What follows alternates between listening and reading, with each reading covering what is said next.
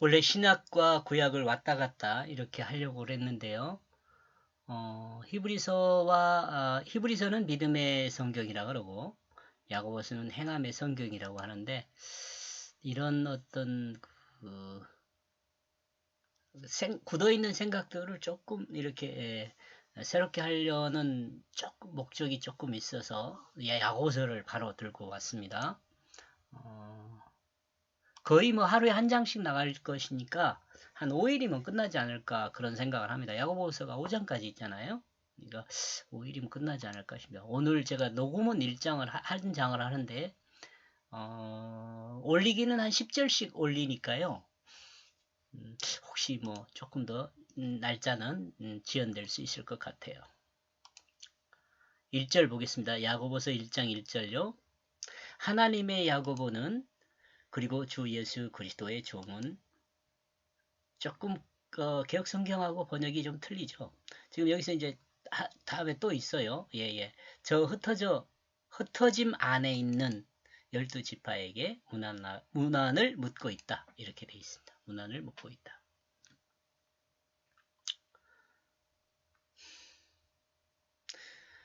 하나님과 예수 그리스도의 종 야고보라고 해석하게 되면 개혁 성경의 해석을 두고 이야기하는 것 같아요. 하면 예?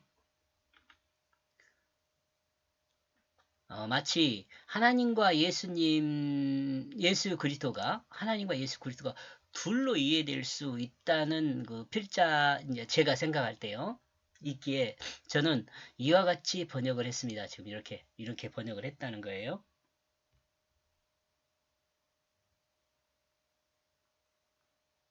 하나님의 야고보 그리고 주 예수 그리스도의 종.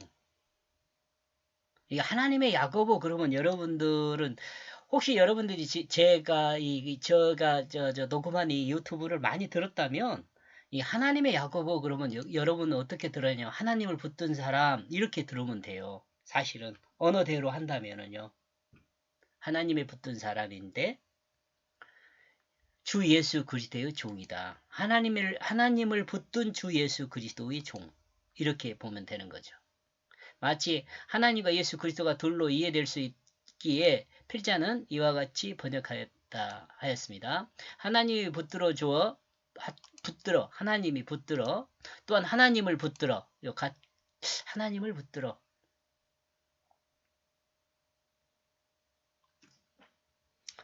하나님의 그러니까 하나님께 속한 쓰니까 야고보가 하나님을 붙들어 여기 하나님을 붙드는 자거든요. 원래 야고보가 그러니까 하나님을 붙들어 그렇게 이야기합시다. 하나님을 붙들어 주 예수 그리스도의 종이 되었다는 것으로 이해하게 번역을 했습니다. 제가 생각하는 것은 하나님을 붙들어 예수 그리스도의 종이 된 거죠. 그러니까 하나님과 예수 그리스도의 종 야고보 이렇게 해석하는 것보다는 하나님을 붙들어 예수 그리스도의 종이 된 사람 이렇게 이해하는 거죠. 그러면 여러분 여기서요. 하나님을 붙들어 예수 그리스도의 종이 되었다라고 말하면은요. 여기 지금 우리가 야고보라고만 생각한 이 사람 인격, 이 야고보만 생각할 수 있는데 이렇게 생각하면 나와 여러분도 마찬가지가 될 수 있어요. 무슨 말이냐면 나와 여러분도 하나님을 붙들어 예수 그리스도의 종이 됐다 이렇게 예수 그리스도의 종이 됐다라고 말할 수 있는 것은요. 말씀의 종이 됐다 이렇게 말해도 돼요.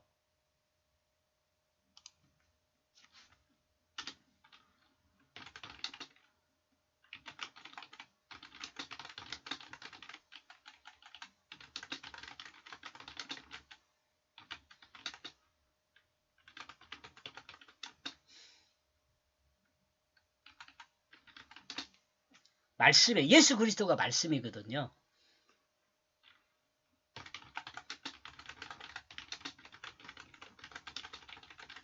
예수 그리스도는 말씀이에요. 그러니까 주 예수 그리스도의 종이라고만 하지 말고 말씀의 종이라고도 할 수 있죠. 그러면 이것은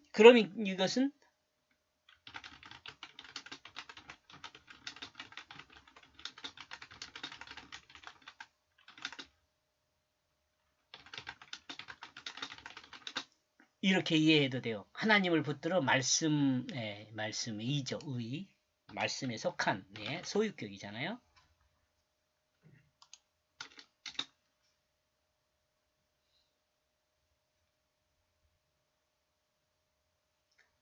됐다고 이해해도 된다. 저는 이렇게 봅니다.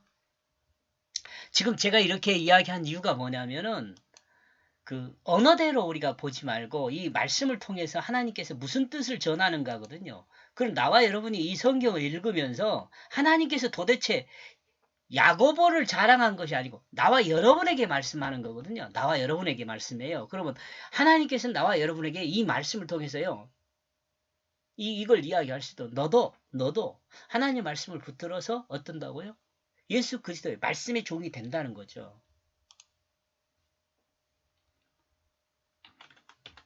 목회자는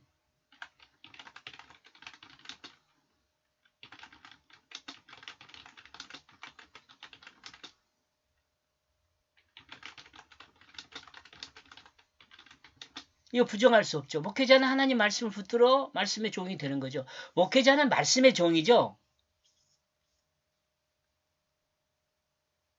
요 부분도 정말 중요해요. 목회자는 말씀의 종이에요. 근데 잠깐 착각하고 뭐 질병을 치료한다든가 이건 말씀을 위해서 질병을 치료하는 거예요. 말씀을 잘 먹이기 위해서. 예수님께서도 똑같거든요. 예수님께서요. 눈먼 자를 뜨게 했다 그러니까 여러분 이건 또 이야기가 길어지는데 누가복음 제가 설명한 것을 한번 들어보면 될 거예요. 물론 이제 다음 복음서들도 설명을 하겠습니다만은 이 이적을 행하는 것은요. 말씀을 잘 먹이기 위해서 이적을 행하는 거예요.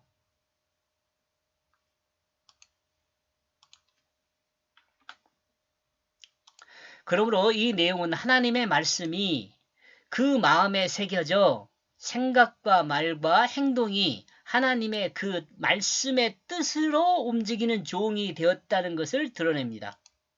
조금 길어졌죠, 문장이? 문장이 조금 길어졌지만 여러분 이거 뭐 어려운 내용 아니에요. 제가 계속 이거 지금 이야기하고 있어요. 지금 저는 이렇게 신학을 배우지는 않았어요. 구체적으로. 그렇지만 제가 배웠던 신학보다는 조금 더 구체적으로 설명하고자 하는 내 마음이 있어요. 그냥 다른 사람들이 어떻게 신학을 했는지는 저는 그렇게 뭐 중요하지 않아요. 물론 신학이라는 것은 기초를 놓은 것은 제가 총신신대원 나왔는데 그 중요하긴 중요해요. 왜냐하면 그 뭐라 그래요? 가들의 주변의 그 기준에서 기준 또는 그 틀을 벗어나지 않는 기준을 잡아주는 점에서 신학은 대단히 중요하죠.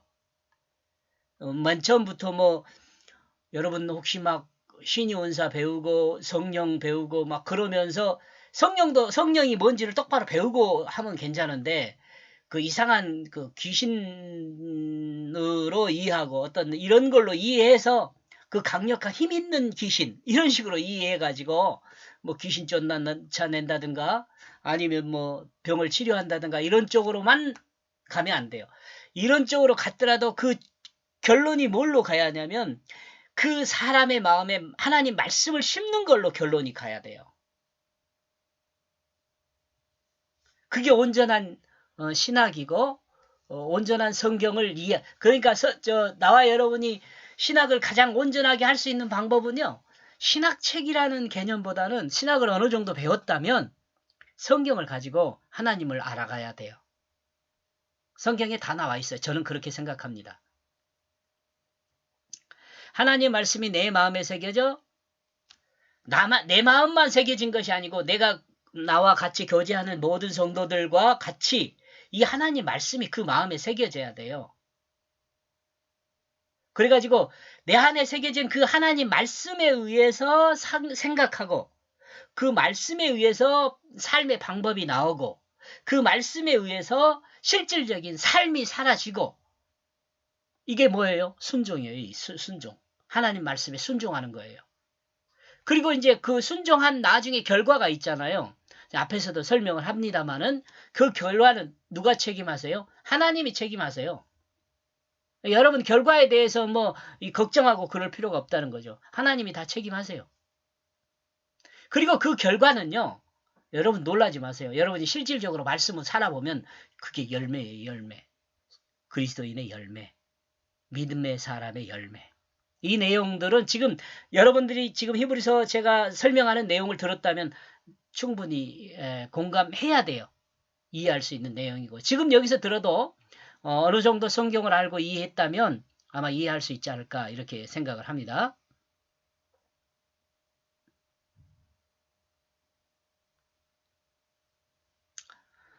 말씀의 뜻에 움직이는 종이 되었다는 거예요. 요 내용 다 설명했어요. 지금 방금. 하나님을 붙들어 말씀의 종이 된 사람을 드러냅니다. 이 사람이 하나님 말씀을 붙들어 종이 된 거예요. 그러므로 예수 그리스도의 종이 된 그리스도인은 하나님 말씀인 예수 그리스도를 영접하여 이 예수 그리스도 하나님 말씀인 예수 그리스도예요. 예수 그리스도를 영접하면 뭘 영접하는 거냐면 하나님 말씀을 영접한 거예요. 성경 말씀을 영접한 거예요. 또 성경 말씀을 영접했다는 것은 뭐냐면 앞에서 설명한 그 내용이에요. 내 안에 성경 말씀이 기록되어 있는 거예요. 또 여기서 오해하면 안 되는 게 성경 66권이 다 기록되어 있다고 이렇게 또 오해하면 곤란해요. 성경 하나님의 뜻이 딱 기록이 되면 성경 말씀에 다 설명된 내용이 통째로 기록되는 거예요. 통째로. 그러면 하나님의 뜻이 뭐냐? 그 하나님의 뜻의 가장 기초적인 것이 진실이에요. 진실. 진실한 사람이 돼야 돼요. 진실한 사람이 되지 않고는요. 하나님 뜻이 여러분에게 기록이 될 수가 없어요. 여러분이 또 진실한 사람이 되면 어떻게 되느냐? 하나님의 그 사랑을 본받게 돼요. 그럼 하나님의 사랑이 뭐냐? 자신을 내어주는 거예요. 예수 그리스도를 통해서 예수 그리스도를 우리에게 내어줬던 것처럼 하나님 말씀을 우리에게 내어줬던 것처럼 내어주게 돼요. 그러면은요. 나와 여러분이 진실한 사랑을 하게 되잖아요. 진실한 사랑을 하게 되면 결과적으로는 어떻게 나타나느냐? 그러면 섬기는 모습으로 그 자리에 있게 돼요. 언제나 섬기는 자의 모습으로요. 이렇게 되잖아요. 내 안에 진실이 없고 진실한 사랑으로 섬기고 그러면 그 사람은요. 지금 육체를 입고 여러분 지금 살아 있어도요. 구원받은 사람이에요. 이런 사람을 첫 번째 부활한 사람이다 이렇게 해요. 첫 번째 부활. 첫째 부활. 첫 번째 부활한 사람이 아니고 첫째 부활에 동참한 사람이에요. 첫째 부활에 동참한 사람. 이와 같은 사람이 되기를 주님의 이름으로 축원합니다. 이런 사람은 어때요? 죽음을 맛보지 않아요. 여러분 이와 같은 사람이 지금까지 없었어요. 딱 한 사람 있어요. 딱 한 사람. 두 사람이라고 해도 될까? 에녹하고 엘리사예요. 에녹하고 엘리사. 죽음을 보지 않고 이 땅에서 사는 삶을 하나님 나라로 옮겨버렸어요. 하나님이. 예수님은 죽음을 보잖아요. 근데 이 엘리야와 에녹은요. 죽음을 보지 않아요. 제 말이 아니고 이거 제 말이 아니고 성경 증거예요. 여러분이 성경을 믿었잖아요. 그럼 요 말도 믿어야죠. 이런 사람이 앞에서 지금 설명한 사람과 같은 사람이 됐을 때 가능한 거예요. 여러분 마음에 말씀을 심어서 그 말씀이 여러분이 가지고 있는 이 손과 발 육체를 사용을 해요. 완전히 그러면 어떤 사람이 돼요? 하나님과 동행하는 사람이 돼요. 예수 믿지 않는 사람은 제가 이렇게 이야기하면 환타지 소설이라 그래요. 환타지 소설. 여러분 환타지 소설이 아니고요. 여러분 한번 해봅시다. 저는 이걸 믿어요. 죽지 않고 죽지 않고 부활이 필요 없고 부활이 필요 없다는 말은 아니군요. 첫 번째 부활에 동참하는 거니까 그 첫 번째 부활에 동참함으로 영생을 소유한 삶으로 이 땅에 사는 거죠.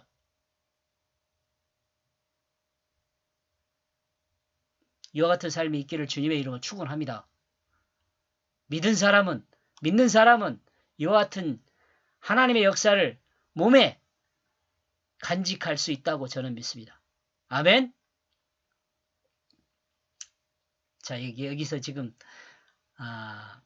말씀의 종이란 개념을 설명하면서 지금 이와 같이 조금 길어졌어요. 저 흩어짐 안에 있는 저 12지파 안에 안부를 묻고 있다. 여기 흩어짐 안에 있는, 흩어짐 안에. 지금 여기 설명을 아마 안 할 거예요. 흩어짐 안에란 말을 한번 봅시다. 하나님을 붙들어 하나님 백성이 되고 하나님의 다스림을 받았던 이스라엘 백성이 이제는 흩어져 서로 안부를 묻게 된 상태에 있습니다. 요 말은 뭔 말이냐면은 흩어져 있지만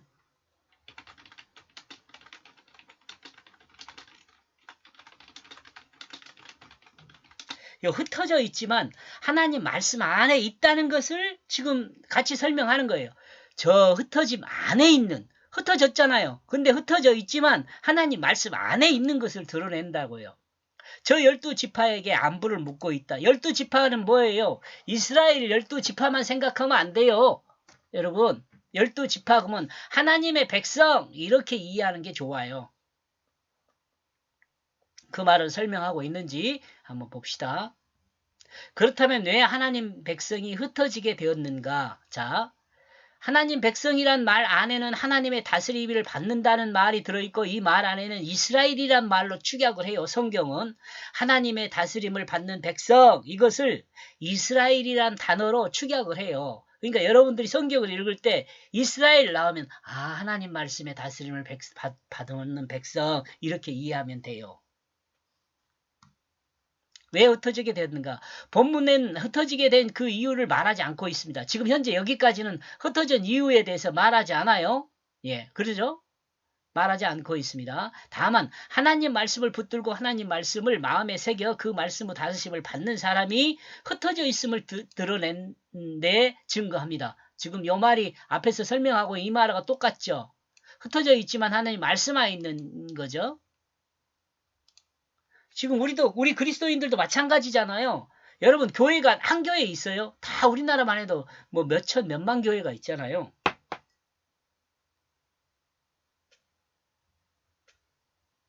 그거 흩어져 있죠. 다 흩어져 있는 것처럼 보이죠. 그런데 옛날보다는 많이 약화됐지만 그리스도인 보면 서로 반갑잖아요. 여러분 그렇지 않아요? 예수 믿는다든 그러면은 좀 서로 각 파가 좀 파다 교단이 좀 다르더라도 좀 반갑잖아요. 그렇지 않아요? 흩어져 있어도. 뭐 때문에 반가워요? 그 그리스도인이라고 말하는 속에 그 사람 속에 뭐가 있어요? 하나님 말씀이 있잖아요. 그러니까 반가운 거죠. 12지파는 하나님 백성이라는 개념도 있지만 또 더 구체적으로 생각하면 하나님의 그 구속사 안에 그 구속사를 행하는 사람으로 있다고 말할 수 있어요. 제가 이 내용은 출애굽기에서 설명을 하고 있는데 제가 지금 현재 출애굽기에는 이렇게 그 번역은 다 했지만 해석은 18장까지인가 했어요. 그래서 지금은 안 하고 있는데 또 기회가 되면 하겠죠. 구속사 안에 있는 사람. 요 의미가 조금 있어요. 구속사 안에 있다는 말은. 이스라엘 백성이 구속사 안에 있었잖아요. 하나님의 구원의 역사를 설명하는 그 역사 안에 있다는 거예요.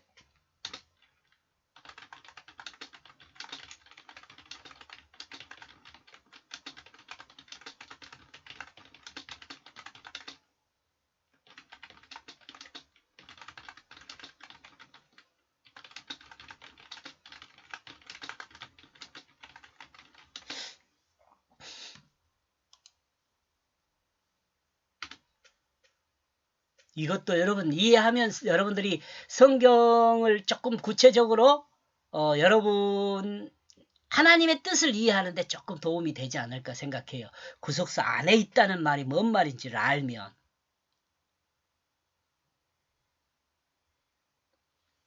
이스라엘 백성이 하나님의 백성이라고 하지만 하나님의 백성은 세속적 표현으로 말을 듣는 사람이 이해하도록 표현한 것입니다.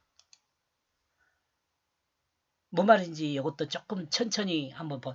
이스라엘 백성이 뭐예요? 하나님 말씀의 다스림을 받는 백성을 이스라엘 백성이라 그래요. 이 12지파로 설명이 가능해요. 12지파, 하나님의 말씀의 다스림을 받는 백성, 이거 이스라엘 백성이에요. 하나님의 백성이라고 하지만 이스라엘 백성이 하나님 백성이에요. 하나님 백성은 세속적 표현으로 말씀을 듣는 사람이 이해하도록 표현한 것이다. 다시 말하면 하나님을 믿지 않는 사람들이 하나님을 믿는 사람들을 향하여 저 이스라엘 백성이라고 이렇게 말하는 그 표현이란 말이죠. 이 시대로 말하면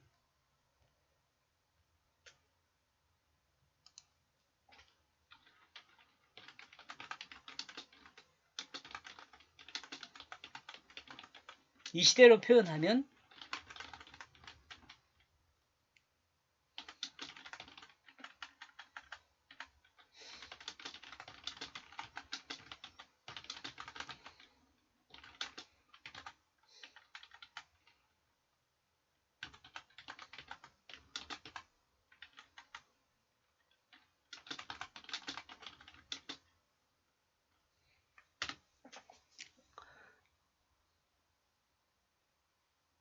이것을 이 시대의 표현으로 하면 그리스도인 또는 예수 믿는 사람으로 표현하는 것과 같습니다. 이 이스라엘 백성이라고 말하는 것이요.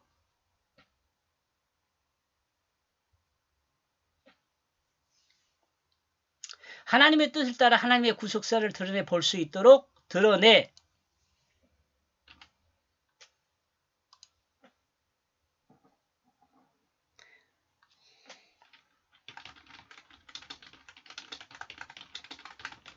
하나님을 알지 못하는 사람이 볼 수 있도록 하는 것이죠.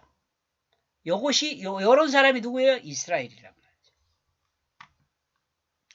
사람은 각각 감각기관 요 오감 알죠? 눈으로 보고 코로 냄새 맡고 입으로 맛보고 귀로 듣고 요 피부나 이런 감각기관을 느끼고 이런 걸 우리가 보통 오감이라고 그러잖아요. 이 오감으로 하나님을 느낄 수 있도록 해주는 사람이에요. 대단하죠? 그러니까 요 이스라엘 백성이요. 이스라엘 백성이란 말이 그리스도인이란 말이 예수 믿는 사람이란 말이 이런 거라면 오감을 통해서 하나님을 느낄 수 있도록 하는 증인들이 이런 사람이에요.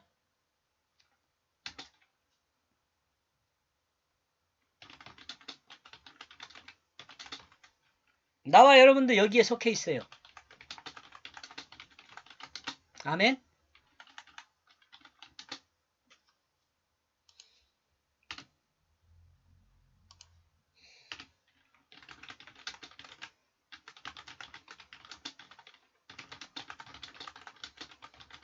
이러므로 그리스도인은 대충 사는 것이 아니에요. 대충 살아서는 안 돼요. 그리스도인은요, 대충 사는 것이 아니에요.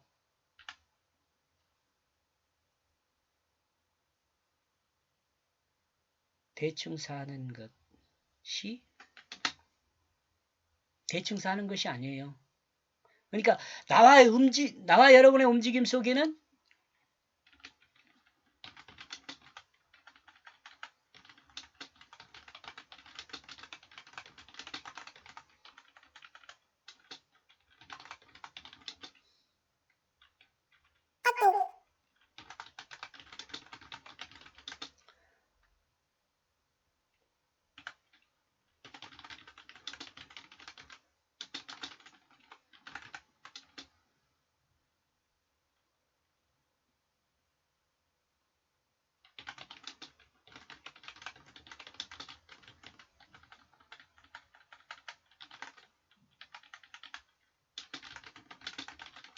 자, 이런 거죠. 나와 여러분의 움직임 속에는 세속의 사람들이 하나님을 느낄 수 있도록 하는 움직임이 되어야 돼요.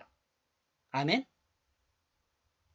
하나님의 말씀을 붙들어 하나님 말씀의 다스림을 받는 이스라엘 백성이 왜 흩어졌는가? 다시 한번 묻고 있네요. 하나님 말씀을 붙들고 그 말씀에 종이 된 그 하나님의 백성의 안부를 묻고 있습니다. 그리고 결론적으로요. 1절에서요. 여기까지 보겠습니다. 고맙습니다.